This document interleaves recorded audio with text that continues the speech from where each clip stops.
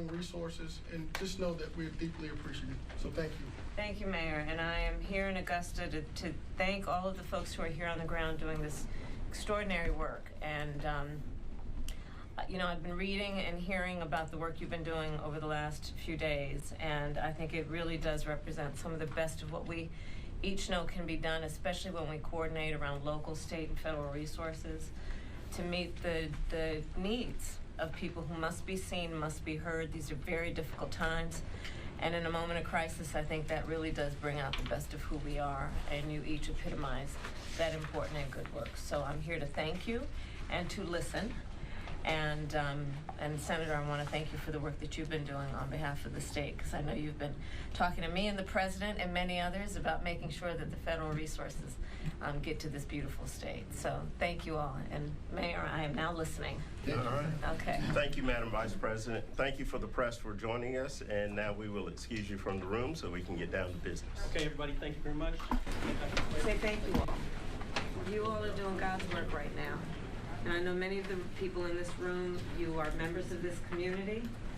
And as I was saying to a group earlier, I know what that means. You all leave home, you leave family members who are in need of help and support to go and help people who are perfect strangers to you.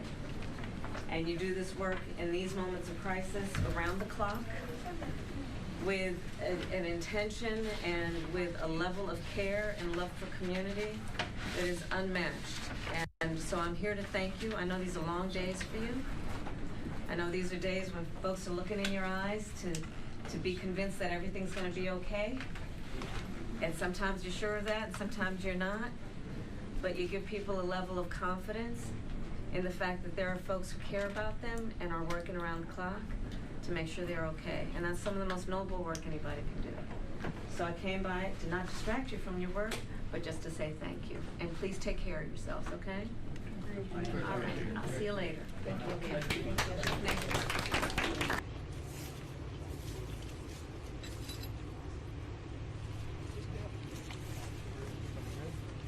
Okay, everybody, we're going to move back to the next, to our location, to our remarks location. Please step back, please follow our president.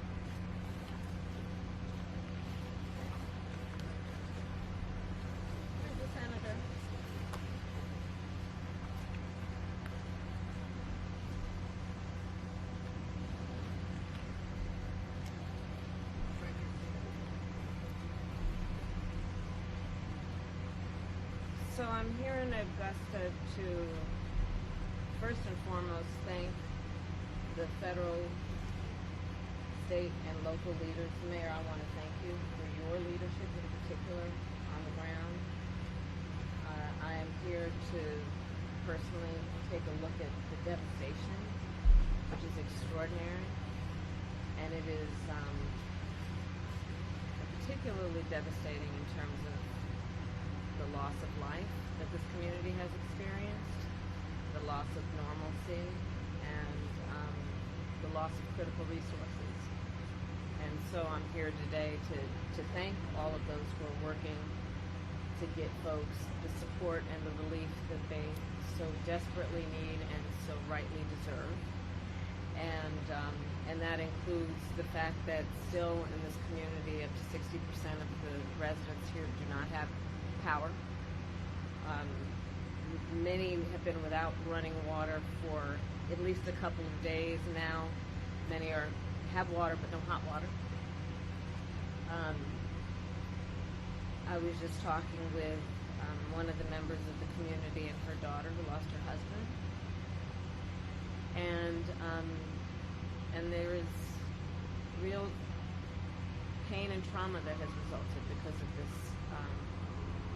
this hurricane and what has happened in terms of the aftermath of it. I do want to acknowledge and thank the first responders who have been extraordinary.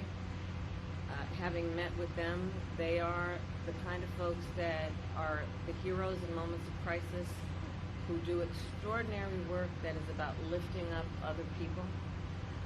As it relates in particular to the leaders who are here and doing that work, including the first responders, most of them, as it relates to the local folks, are folks who have personally, and their families have personally experienced loss and devastation, and yet they leave their home, leave their family to go to centers like where I was earlier to do the work of helping perfect strangers.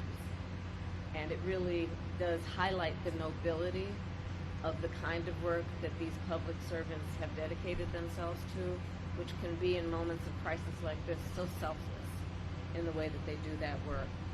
The President and I have been paying close attention from the beginning to what we need to do to make sure the federal resources hit the ground as quickly as possible. And that includes what was necessary to make sure that we provided direct federal assistance. And that work has been happening. I want to thank the governor for his leadership and his close coordination with the federal government, with our administration. And I want to thank the local leaders for together creating a task force-like response, knowing that we are at our best when we work together and coordinate resources, coordinate our communications to the maximum effect for the community that has been impacted. And the federal relief and assistance that we have been providing has included FEMA providing $750 for folks who need immediate needs being met, such as food, baby formula, and the like. And you can apply now for anyone who is watching this who has been affected.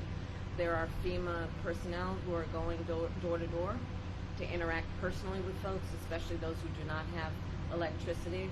But also that aid, if you have electricity, can be applied for online, and I encourage people to do that. FEMA will just basically verify your address, and then the process should take hold.